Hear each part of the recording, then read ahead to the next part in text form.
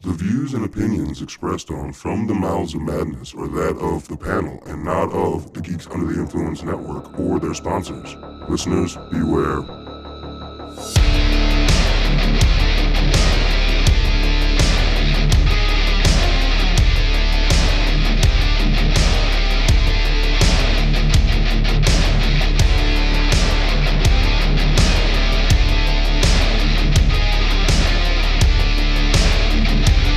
I want more horror movies with blues music. God damn it. That shit was fucking... the music alone... Because I already listened to a lot of that shit. Like, I already have Robert Johnson, or like Blind Blake, the surprise at the ending, which we'll get to later. Yeah. I've already listened to him. Yeah. So when I saw him, I was like, oh! I literally squealed in the theater. What, you got to the credit scene? Yeah. Yeah. I was like, oh! Oh! That was the only one. I'm like, you fuckers serious? You fuckers. No, I'm just joking. I'm just joking. Joke. But seriously, blues. Like, one of the greatest lines in the movie was Slim when he said, we brought that from home. That's where the blues came from. Yeah. And they showed it in that one main scene of where all the different aspects of the guitar picking and stuff and all that shit comes from, that right? fucking scene, yeah. Yeah. So it's like, I don't care what anybody says. Any music that's influenced by the blues, so metal, right? I mean, listen to Tony Iommi and Black Sabbath. Bluesy as fuck, right? Oh, yeah. Every last one of those white motherfuckers. You'd be thanking the black man and acknowledge that we would not have the music, a lot of the music we do if it wasn't for that coming from, as Slim put it, home. Yeah. Because we wouldn't. That was one of the greatest lines in the whole fucking movie to me. We don't need to really do too much of an intro for this because I don't want to dive into this film. Tonight on the chopping block, we're going to be talking about 2025's film, Sinners. I'm Lowdown. F you, Hunter. What's up, you blues biting bitches? You've seen it once. I know. No, I'm just saying, like, that's where we're at. Like, well, the last one, And I'm going to see it again, probably. It's more likely going to come back in IMAX. And first I watched it was unfortunately not in IMAX. So I do want to see it in IMAX since that was his kind of intention. The first time I saw it was IMAX. Yeah. And the sound, Jesus Christ, man. And it looked gorgeous. Oh, man. It's so good. Like, and watching it the second time, I still forgot, like, the intro when you see him riding back in Stack's, I guess it's Stack's car, and goes into the church, right? And that's the big epic. And it's like, oh, 24 hours earlier, right? And then when you get to it again in the movie, you're like, oh, man, buddy, you've been through it. Yeah. Buddy, you've been through it. I just love the way it starts because it opens with him and you see him all fucked up and he's walking, he's not saying anything. You're like, and his dad walks up to him and you're like, what the fuck's about to happen? And then it's like, hold that thought. Now let's go back 24 hours earlier. Yeah. Well, yeah, he says, release that demon music, da-da-da-da. And you're like, whoa, buddy, easy. He's got the little part of that guitar. Like, yeah. Was it just the neck? It's just the neck, yeah. Because he used it as a pizza slicer. All right, with this film, it is a horror movie, but it's not a horror movie till about halfway through. Yeah. Middle of Act 2. The first half is a social horror movie. I'd put it as it follows the kind of beats of From Dusk to Dawn. Yes, just longer. Yeah. Yeah. Where Dusk to Dawn almost is like a kind of crime caper that ends up with vampires. But very much beats, yes. This one's kind of a period piece. I'm going to go ahead and a limb and say Coogler's a big fan of that movie. Yeah. I'm just going to... Yeah. But he was able to build on it by picking a specific time period and utilizing the Jim Crow South off the Mississippi Delta to give it way more. There's way more depth. Yeah. Like the outline is Dusk Till Dawn, but the depth of the film is like it leaves Dusk Till Dawn in the dust, literally. Well, I'm just saying both movies have it where it's not from the start vampire movie. Like it has a very gradual setup. Yep. And then when it hits, then it fucking hits. Mm-hmm. But before that, you are going into from point A, knowing it's not Lost Boys. It's not. No. Yeah. No, but also when it's still slow burns once you get introduced to the vampires. Like it doesn't hit full bore till early the last 35 minutes. Yeah. Out of 2 hours and 20? So, I mean, we see him running from the Comanches, I believe are the ones hunting him. It's another tribe, but I can't think of what. Okay. Yeah. And then but I love the fact that they're like, you're in danger.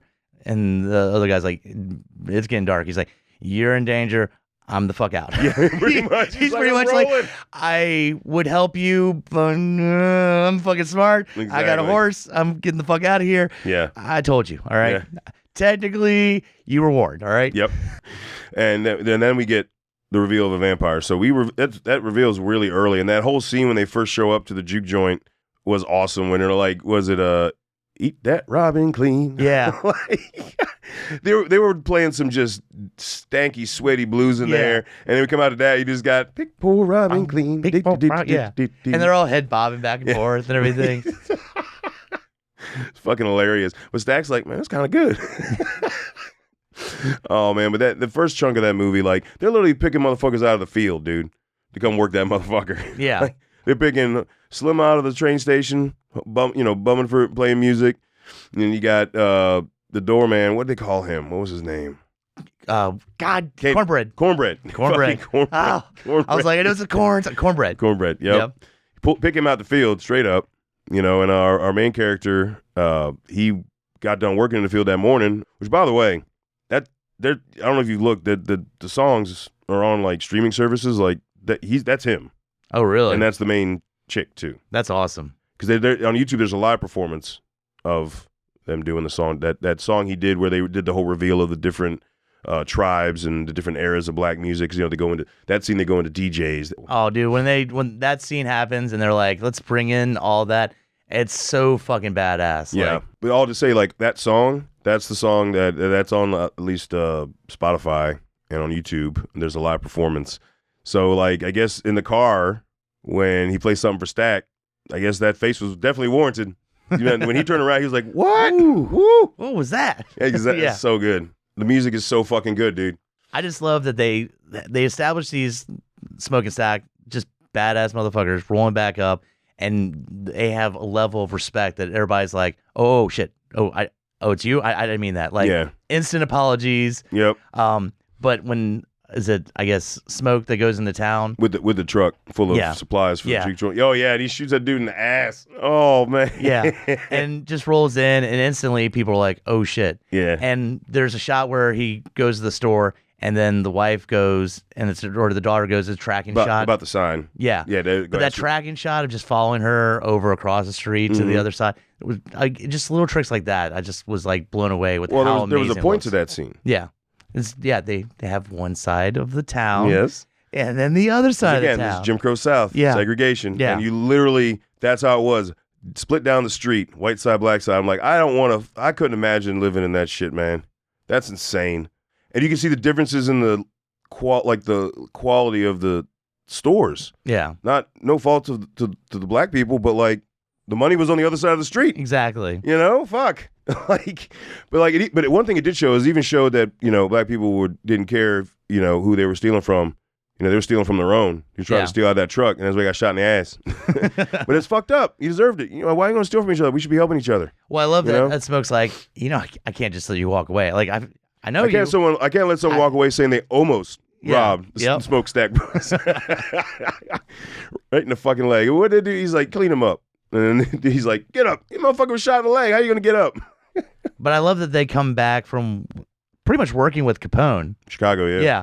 In which they're equals up there. Like, I mean, they're kind of henchmen and working for Capone and just fucking stole the shit out of all this, They were turning the Irish and Italians against each other. Yeah. Yeah. So, and then they go up there where it's not as, heavily segregated, and they come back down and they're that mentality, and they're like, I want to spread this mentality with everybody else down here. Like, we were equals up there. We fucking did what we want.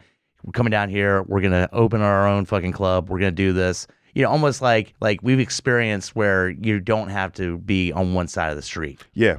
But Stack said something else too. And what the fuck is the dude? What is our main guy's name? Preacher Boy. We'll call him Preacher Boy. He's Preacher Boy. Yeah. Where he asked him what was Chicago like, I bet you don't got to worry about these KKK crackers down here, yada yada. And he's like, man, Chicago's just Mississippi with buildings. Yeah. So was it it was clearly different enough where they could be in a position of power in illegal crime, but in real world scenario of existing in a legal society, was it that much different? Stack didn't make it sound like it was. Almost like they were hard enough to survive it and move up in the ranks. But if Preacher Boy gone up there, exactly, that's what I'm saying. Yeah, so like, you're not like us. We were badass motherfuckers. Your ass would gotten eaten up there. Yeah, because there's a really good conversation about how way Preacher Boy was raised. And they wanted to send him to Mount Blue, I think it's called, where and when he, I think it was Smoke said they're living good. Yeah. So I think it was more of a church community of black community. So not doing the evil shit, because there's a whole conversation about how, like, you know, leave the evil shit to us. You know, that's our job, right? So yeah, he would have gotten eaten alive. And also, it seems like when they were in Chicago, the over anything else is the almighty dollar, right? Yeah. And you can see Dude Man sells the barn that's going to be the club, and they're like, we're going to pay you all this. And even with all that fucking money, and he could get more money, it doesn't matter because he's a member of the KKK, so he doesn't fucking care. He'll take the money, but he's still going to, you know. He couldn't have got more money. Smoke made that very clear. He's like, that's the last dime you're ever going to see from us. If I ever see you and your KKK I'm just friends saying, again. they're not thinking about robbing them. They're just like, we're going to fucking kill them. You know, like, yeah. Well, there's that review where it's like, it's a kill floor. Remember, he's like, did you just clean the floor? Yeah. At the very beginning, and then later on, you're like, oh, it's a kill floor. Mm-hmm. The vampires, the tricksy motherfuckers, they were like, no, it's a kill floor, man. The KKK's coming back to kill you, man. I'm just trying to protect you. I do love how it's like, look, I'm not making this shit up for you to join my side. This dude was gonna be part of the lynching. He's the nephew. He was the nephew of the what do they call the head guy, Grand Poobah or whatever the fuck. Grandmaster. Yeah, whatever. I don't know. Grand Jackass. Wizard of. Yeah, Grand Wizard. Grand Dickless Wizard. Yeah, exactly. Oh, I loved it. I loved his the most comeuppance. pointiest of hats. I don't know. Yeah, I loved his comeuppance at the end. Oh yeah. Where Smoke's dying, and then like he's having that vision, seeing his girl and his baby, and then he interrupts it, and he just looks at him like, you mother. Yeah. Let me go back to this. He's like, fuck you. Oh, that last shit was awesome. That scene so fucking satisfying. It was so sad. He murdered the fuck out of all those guys. They all had it coming. Dirty bastards. I love that this movie poses a question: is it worse to be a vampire or racist? Like he's like, look, man, I kill people, I turn them, but it's to connect with them. But you know what? I'm not fucking racist. I equal opportunity. Everybody can be a vampire. Yeah, so I think that the vampire, and this is just speculation, what my interpretation of having seen it, and I'm going to probably see it one more time, like you're talking about. If it comes back to IMAX, I will see it a third time in theaters before it goes out. Is I think the vampire aspect of the movie is the intent. It's the physical manifestation of the intent of the white America in that area at the time period, where, because he says it when he's like when he's chasing Smoke, where he's like, oh no, when he's chasing Preacher Boy, he's like, no, I am gonna learn all your secrets and we're gonna make beautiful music together, showing how the white man needed the black man for everything he can give him. Yeah, you know, the work, the music, all that stuff, which we all know has been taken and used without royalties for years. You know, they were just stealing black people's music. I think that by him sucking dry the black community and all that, yeah, he's making them a vampire and joining them together. But I think it's a metaphor for the white man sucking dry the black culture. Yeah. You think I'm off with that? No, I can see that. Where I mean, he's bragging about it, like, you know, I'm bringing in. Yeah, come on in. But I do find it funny or interesting that the vampire talks about how he's dealt with that because being Irish, like, you know, Irish people also really, you know. Yeah, so there is an understanding there. But there is understanding. I mean, some of it's like, you know, I understand, join me, because, you know, not that he's a vampire, wants more of his crew, but, you know, he's trying to relate as much as he can. So yeah, he is, but he's also like, I'm gonna fucking eat you. Yeah, I'm gonna fucking eat you, dude. And the gore factor in the movie when the vampires go ape shit is awesome. Oh. Like Cornbread's face when they just like have his jaws missing. The shot of Stack on the other side of the door, and you just see that chunk. The whole back of his fucking trap, dude, was gone. He's banging on the fucking door, and it's just over top of it. Like the camera's over top of him. You just see that. It's just huge chunk. You're like, yep. No. He's the undead. It's like, Stack, is that you? Nah, it's Jim Crow. Fuck yeah, it's me. Did you? Awesome. The first shot is the knife going through the door, and then everybody's putting their head up to the door, like their eyes. I'll bet you were hoping, weren't you? You were fucking hoping, I was waiting for it. Yeah. But I'm just like, you already saw the blade through the door. Maybe we could talk to him without the head right on the door, all right? Yeah, or the eyes right there. Fair. Yeah. And then he just said, fuck it, and breaks down the door. Yeah. And then we get to what to me is the creepiest fucking scene in that movie. Little Irish jig hoedown out there in the fucking field. Oh, when they're singing. Dude, was that not creepy? Yeah. That's fucking creepy. And their eyes, the vampire eyes on the moonlight. So like you wouldn't see all their facial features. You would just see the glistening of the eyes here and there. And oh man, it was so fucking creepy. And I love so fucking creepy. They still follow the rule.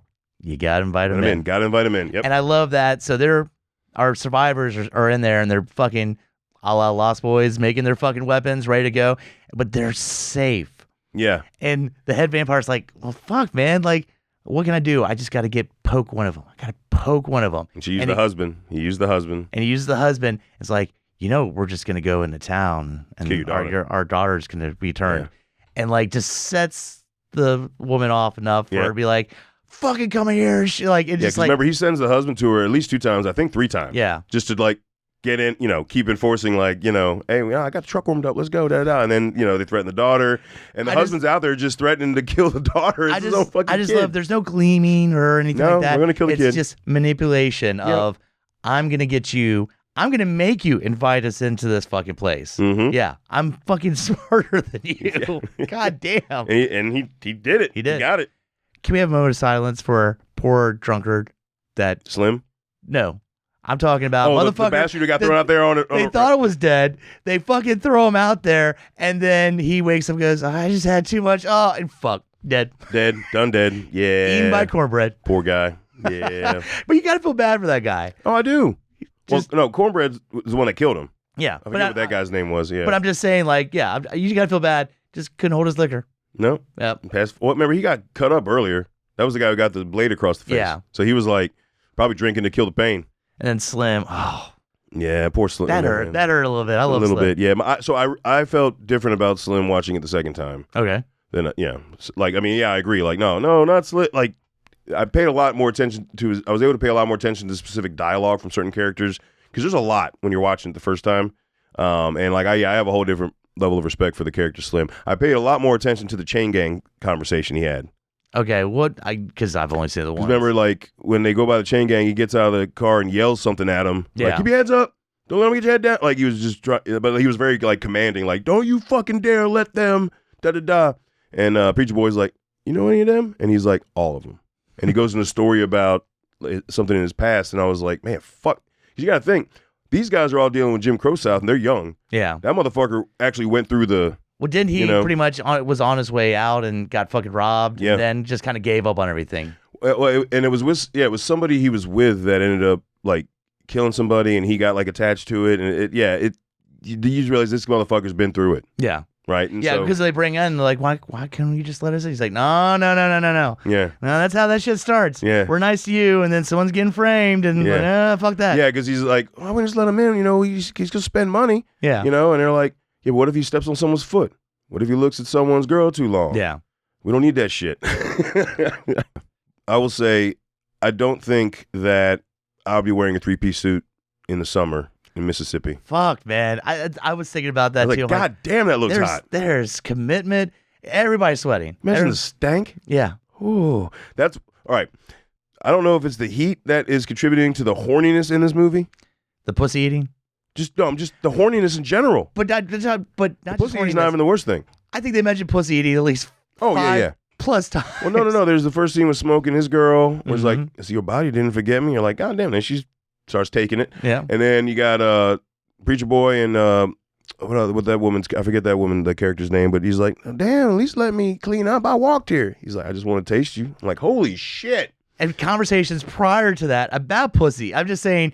Oh, how about the main chick when she first sees Stack, and she's like, Stack's like, I thought I told you to fucking stay away from me. You didn't hear that either, did you? She was like, no, I heard it.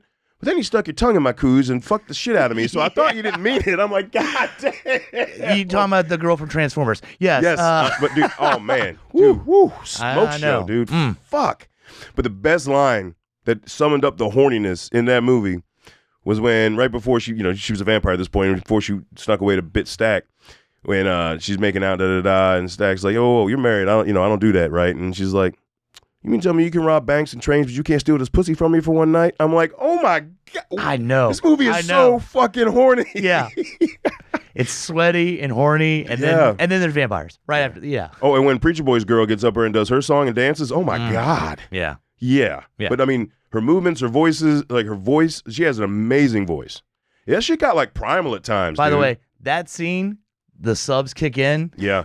And I know when that scene's happening in my theater because all of a sudden I hear boom, boom, boom, boom. Yeah, because the stomping, yeah, the stomping is... Dude, imagine that shit in IMAX, dude. I'm telling you, I know, bro. It's fucking awesome. You definitely... But I know when that scene's happening in my building every fucking time. Because all of a sudden it's like, it's not an earthquake, it's the This is stomping scene and Sinners. All right. Mm-hmm. It's so good. So fucking good. Oh, man. And then, like I said, the final showdown is just mayhem and chaos. The fights that really focus on are the ones between Smoke and Stack, because he ends up killing the Smoke's baby mom. I forget her name. She was the hoodoo. Yeah. I guess she's from Louisiana. Yeah, but she's like, if I get fucking bit, don't fucking kill me. And she has good reason because they lost a child together, and she's like, I want to be with our child. Don't let me eternally not be able to do that. Like, fucking kill me if I'm about to turn. Yeah, and if you have to kill her before she turns. Yeah, once she turns, she's going to hell. Yeah, in this world, right? That once you're a vampire, you are now spawn of the devil, and you're not getting in. Yeah, your baby's up there without you, and that was a pretty rough scene. And then I kind of like they didn't show the resolution till after the fact in the post credit scene. What happened between the Smoke and Stack fight? Yeah. Because you didn't know if he killed him or not. Yeah. Until that scene. Because they're on top, and then he was right there. Well, right? And it goes to misdirect because that's when we see Preacher Boy. It goes from them fighting, and then Preacher Boy's running out. So you kind of direct your attention at him, and then you mean like jump down like a fucking like taller than a 1-story building and land on his fucking feet. Ow! Like, I love the fact that he's like just desperate for like, what the fuck am I gonna do here? Yeah. But he's got that guitar. Power music, baby. Comes back around full circle. Now this scene in particular, I thought was phenomenal. The fight between Preacher Boy and I forget will we even get the name for a lead vampire? Yeah, we'll just call him Southern Lestat. I don't know. Lestat was. Southern, I know. So. Yeah. But I like how in the final battle we get a little more true form reveal, but we never get it all. And we've talked about this on multiple other episodes, but that is the fucking money shot. We get like half his body turning, maybe a third, a little over a third, and that's it. Yeah, you don't get we don't get full form, but we see enough. We see the fingernails. We see once he gets hit with the guitar, we see his face just turn into this ugly ass, disgusting creature. Like, yeah, and not so inviting and friendly at this point. No, he's like, I'm gonna kill the shit. Like, kind of irritated. Like, you just walk out, I fucking bite you, you join me, and like you made me fucking work at this shit. So now I'm gonna fucking hurt you in so many ways. Like, he's not the inviting vampire he was earlier in the movie. No, he is not. But that guitar fucks his shit up. Dude, but that scene when they all get on fire and they just fall down, that was an awesome shot. Because remember, there's that one bird's eye shot from, well, it's not even bird's eye, it's more like at an angle from up high, and you just see them all drop at once. Yeah. That's fucking cool shit. It's so cool. And that's where you almost just go, oh, Stack must have been possibly in that mix. Yeah. I mean, there's because you see other characters we know just, you know.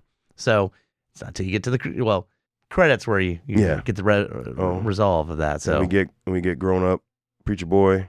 Well, let's talk about the final satisfying thing, which is which is fucking murking the shit out of some KKK motherfuckers. They did it. It's just him. It was him. Yeah, and he knows already they weren't gonna make it past the night. Yeah, the KKK was already loading up the trucks. They were gonna come there, so he sets up because again his experience in the war. Fucking sets up all the fucking training he has. Because remember they referenced the box earlier. Yep. Oh shit, we need to bring the box in here. And even the woman knew. The Stacks girl was like, you don't need to bring that box in here now. Like, I mean, you're like, you open it up, you're like, oh damn, no, they should have had that in there. The rainbow box, rainbow box. Yeah, fucking rainbow box, dude. Grenades, Tommy guns. John Wick's box. John Wick box. Yeah, there you go. All right. Because dude, and he just comes out and he's just fucking just nailing them with the Tommy gun, dude. I just love that he has certain weapons set up. Like, all right, kill him here. Roll he's got the long range rifle. Takes out like 3 of them with just that, and then they get his position. He's already gone to the next piece. The shot with him with the fucking gun, just that's what I'm saying. Yeah, it was or the so grenade, fucking badass. Where he's just like, bitches, ding, fucking awesome. But he gets hit, but he's happy going. Like, I think like at that point he'd already lost almost everybody that was important in his life. Because he assumed Stack's dead. Yeah, even though he let him go, like Sunlight and all that stuff. I'm assuming he wanted to see his child. Yeah, and be with her. And again, I love the way like that's how we know. Okay, he's tired. He wants to go. Yeah. He's missed his kid. There's been something missing in him ever since the kid died. So and she's like, put that down. Hold your son. It's like, put that cigarette down now. Yep. You can hold your daughter. I don't want the smoke getting in her hair. It was such a cute scene where, oh man, so cute, so awesome.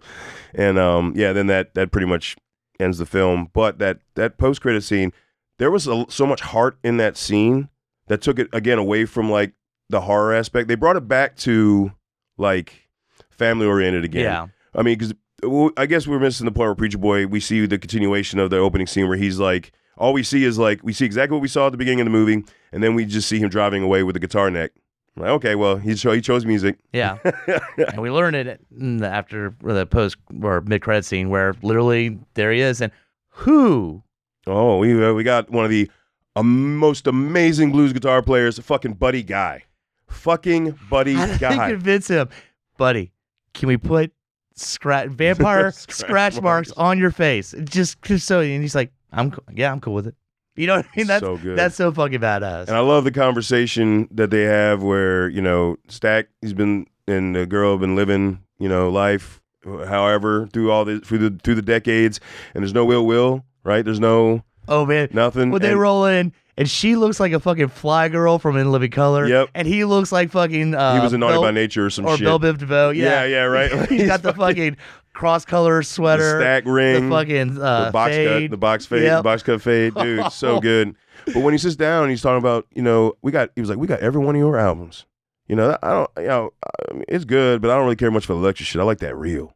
I was like, can you still play that reel? And then we get him with that same guitar. He rebuilt it. Yep. It was such a satisfying scene. But the best line to me at the end of that scene was when, Stack says, hey, leans over and smells him. It's like, I promised Smoke that I wouldn't touch you and let you live out your days. You ain't got much time left, do you? I mean, I can change that for you. And then and Preacher Boy's like, nah, I've seen enough. Yeah. And that was just such a cool scene. And the other line, what was it, where he's like, at least once a week I wake up, still to this day, in sweat, screaming about that night. But outside of the last few hours, it was the best day of my life. Yep. How about you? Do you think about it that way? And Stack's like, oh, most definitely. Last day I saw my son and my brother.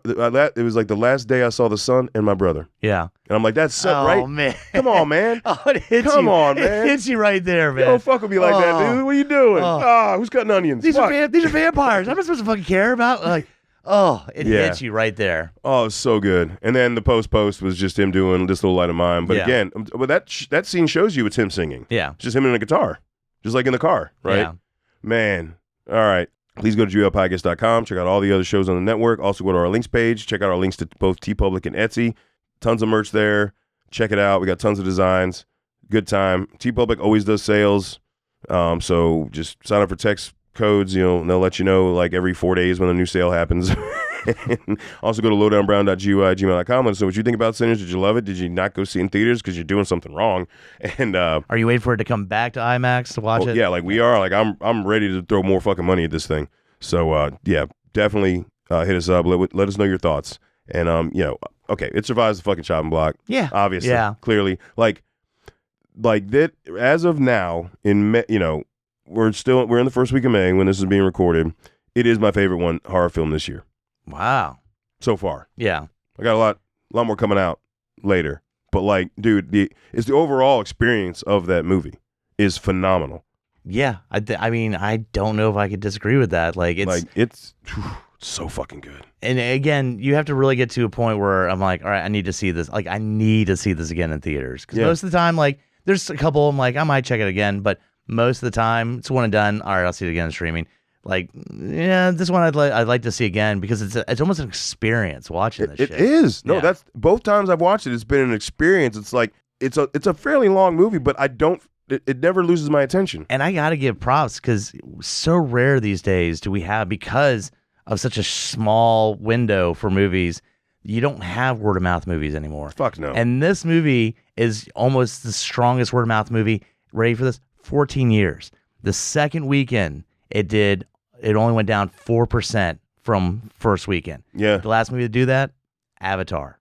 Oh, I read an article about that. Yeah. You just don't get word of mouth movies like that anymore. No. And this was solely based. Look, people love Michael B. Jordan, but this was a word of mouth movie where people said, "Holy shit, you need to fucking see this." Mm-hmm. No, 100% was. I 100% agree because like I've been telling people about it, and there were people that I come to that they didn't even know what it was. Yeah. Well, oh no, please, And do yourself a favor. multiple viewings. Like Yeah. I've talked to people and they're like, "This is my third time seeing it." That's so fucking Holy sick, shit! dude. Yeah, and that's what I'm saying. That's when you know it's fun to have a word of mouth, strong movie like that where people are like, all my friends are telling me how to see it. I'm going to see it, or I saw it. I want to see it again. Like Yeah. that kind of passion. And at a minimum, this motherfucker needs to be nominated for at least 4 Oscars: Best Director, Best Original Screenplay, Best Soundtrack, Best Leading Role. Yeah. At a minimum. And did you say cinematography? Oh, and Best Cinematography. Fuck yeah. 5. And that was on my list. I just didn't have my list up here. Yeah. But no, like, it needs to at least be nominated for those 5. At a minimum. There's more. We could have Best Leading Female Role. You know what I mean? Like, you know what I mean? Like, there is... If this doesn't get any kind of Oscar attention, I might light something on fire. You get nervous because, again, you know, you got a while through the rest of the year for that. So, but I think right now it's got a strong case. It does. I mean, dude, name another original horror movie that hits like this movie does. I don't know. Yeah. I mean, we've had other amazing original. We talk about last year's Substance. I mean, there's Late Night with the Devil. There's tons of great I would horror say movies. probably the last one you had that had this kind of like movement was Get Out. Where Yeah, and that was 2018. Yeah, it's been a while. It's been a minute. Yeah. But I agree. That movie, phenomenal. And Get Out very had the much same kind of strong word of mouth. Yeah. So it was Jordan Peele's directorial debut. So the fact that this movie is word of mouth when the motherfucker Ryan Coogler, I'm sorry, Ryan, you're not a motherfucker, but I'm just saying, you did Creed and Black Panther. yeah. People know who the fuck you are. How is this movie still word of mouth? That's crazy. And that's the thing. This is his first original since Fruitvale Station because he did Black Panther, he did Creed, he did Creed 2, he did Black Panther. Did you do Black Panther 2? Yeah, I'm Okay. pretty sure. Then Creed 3. Like all he's been doing He is didn't do Creed 3. Michael B. Jordan directed it. Okay, but I'm just saying he's been doing, you know, kind of big Hollywood movies. This is his first OG, which he again was able to get creative control final on the movie that's got released. So there's no studio interference. He got out there what he wanted. So fucking sick. Yeah. And I mean, dude, I remember Michael B. Jordan as Wallace in The Wire season 1.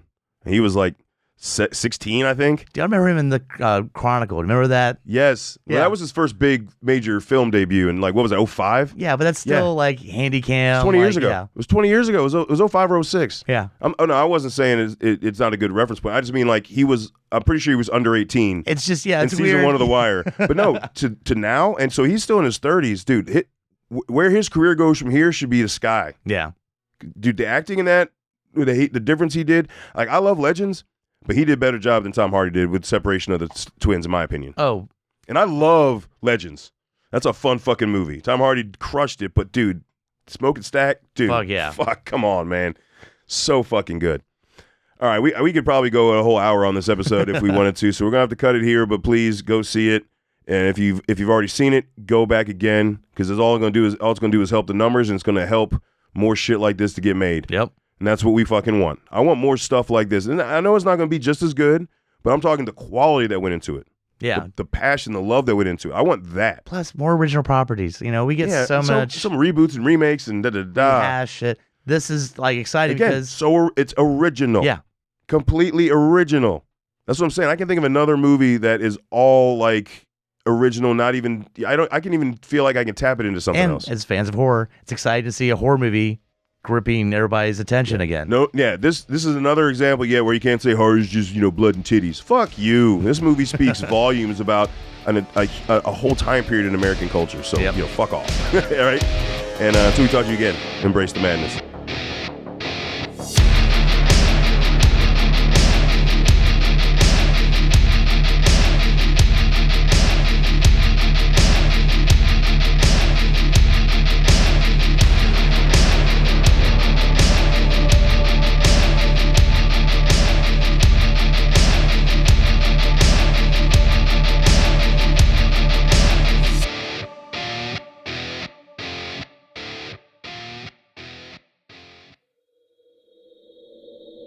Join us at GUIPodcast.com.